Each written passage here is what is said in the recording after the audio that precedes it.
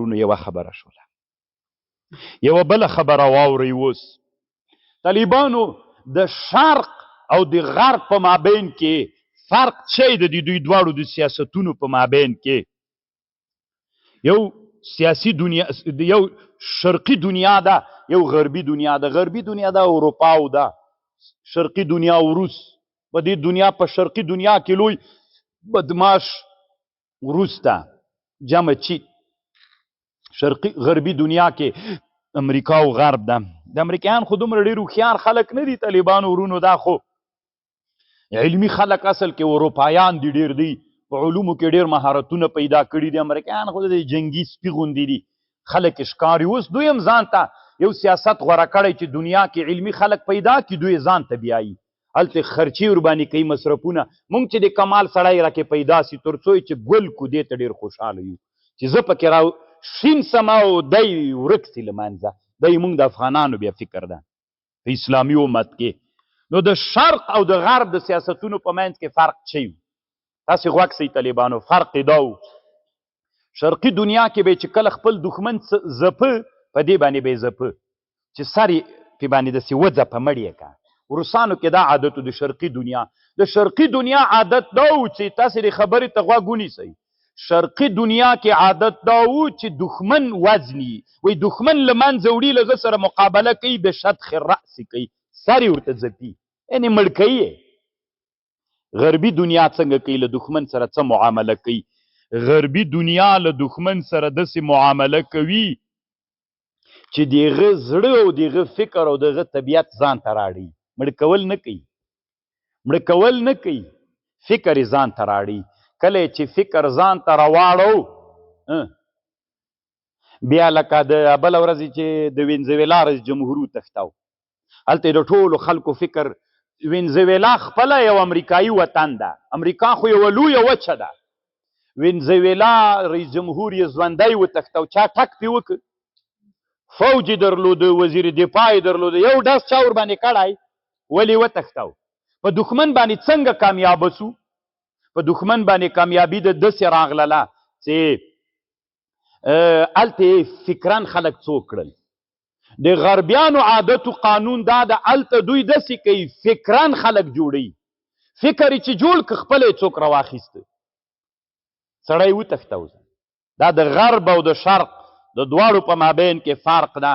د شرق هغه داسې ده چې هغه دښمن وزني، سر یې ځپي، او د غرب چې د هغوی فکر وربدلوي. دا د غرب په مابین کې، د شرق او د غرب په مابین کې څوک ده. خو دا ډېر خطرناک ده طالبانو ورونو. له دښمن که مړ کې دا دومره خطرناکه نه ده، خو یو څه کسان به مړه کې. اما دا چې فکر د ټولې ټولنې، دا ډېر خطرناک ده. هلته د ټولنې ټول روح له منځه وړي، ټول روح یې له منځه څنګه کوي. تاسو طالبانو ورونو ته نه، اوس د اروپا سره طالبانو په دې اروپا کې ډېر هیوادونه د موږ لاس ته راغلي ول چې دا موږ پخوانی اندلس ورته وایو، اندلس، پرتغال چې اوسنۍ اسپهانیه ده. دا طالبانو د موږ دلته اسلامي حکومتونه ول، قرطبه، غرناطه، اشبیلیه، ډېر نور غټ غټ ولایتونه پکې ول. دا د موږ تسلط لاندې ول، د اروپا کې د اسلام حکومتونه ول.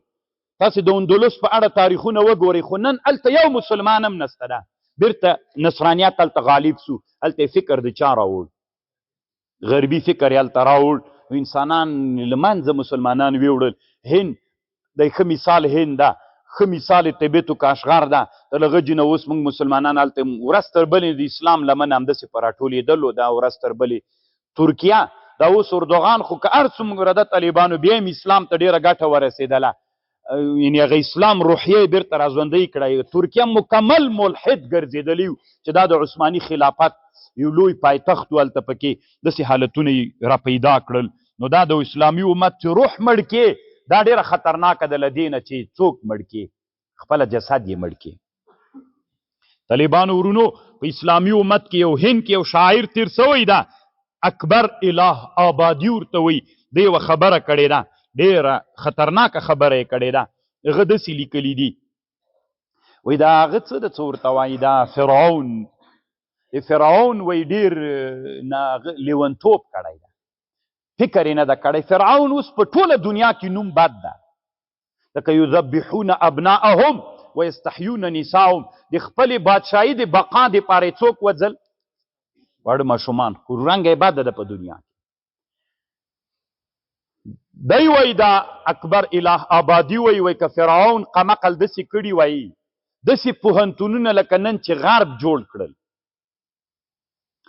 دم پوهنتون جوړ کړی وی او د غربي فکر یې ورته راوړی وی ټول به خلک دته خپله تسلیم سوي وی رنګه به هم نه وه بده همدغه کارونه نن غربیان کوي د خپلې سلطې او د قدرت د اوږدولو د بقا دپاره دوی څه کوي غربي فکرونه دې ټولنو ته راوړي چې راوړو واک سلطه یې غټه ده برطانیا چیرته ده او پاکستان چیرته ده برطانیا چیرته ده هند چیرته ده مونږ تاسې هم دلته د سلطې لاندې ولو بیا الله تر آزاد کړلو ایران هند سریلنکا دا هیوادونه ټول د دوی د استعمار نه خلاص سوي هیوادونه دي دوی خپله سلطه غټوله او د چا په واسطه یې غټوله فکر له لحاظه فکر یې دلته خپروه او د تاسې که فکر وکړئ طالبانو امریکایانو په دې سیمه کې دوه ډېر لوی پوهنتونونه لري یو غټ پوهنتون چې ده په بیروت کې ده د لبنان په پایتخت بیروت کې امریکایي پوهنتون ورته وایي